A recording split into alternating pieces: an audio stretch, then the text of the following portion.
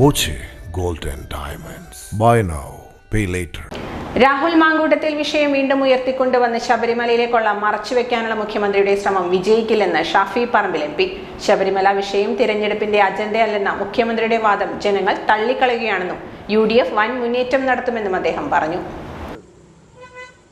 ഈ നാട്ടിലെ തന്നെ ഏറ്റവും പ്രശസ്തമായ ഒരു ആരാധനാലയത്തില് ലക്ഷങ്ങൾ വന്നു ചേരുന്ന ഒരിടത്ത് നിന്ന് പോലും ഇത്ര കോടിക്കണക്കിന് രൂപയുടെ അഴിമതി നടത്താൻ ഒരു സർക്കാർ സംവിധാനം കൂട്ടുനിന്നിട്ട് അത് അജണ്ടയല്ല എന്ന് മുഖ്യമന്ത്രി പറഞ്ഞാൽ അത് മുഖ്യമന്ത്രിക്ക് മാത്രമേ അജണ്ട അല്ലാതിരിക്കുകയുള്ളൂ. കേരളത്തിലെ ജനങ്ങളെ സംബന്ധിച്ചിടത്തോളം അത് ഡെഫിനറ്റ്ലി ഒരു അജണ്ട തന്നെയാണ്. അത് ഈ വോട്ടെടുപ്പിൽ പ്രതിഫലിക്കും. മറ്റു വിഷയത്തെ സംബന്ധിച്ച് കൂടുതൽ ഞാൻ പറയേണ്ടത് ആവശ്യത്തിന് എല്ലാ തവണയും.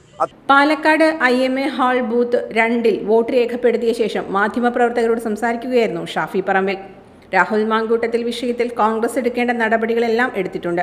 അത് വീണ്ടും അജണ്ടയാണെന്ന് മുഖ്യമന്ത്രി പറയുന്നത് ശബരിമല പ്രശ്നത്തിൽ നിന്ന് ഒളിച്ചോടാനാണ്. അയ്യപ്പന്റെ സ്വർണം കട്ടതിന് മുൻ MLA അടക്കമുള്ള CPM നേതാക്കൾ ജയിലിലാണ്.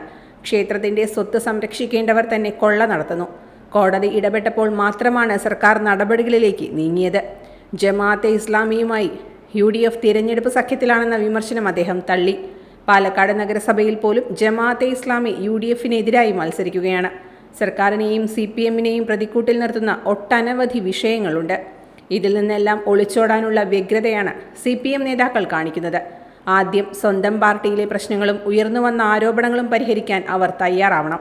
തിരഞ്ഞെടുപ്പിൽ ജനം കൃത്യമായി അവർക്കെതിരെ പ്രതികരിക്കുമെന്നും ഷാഫി പറമ്പിൽ പറഞ്ഞു.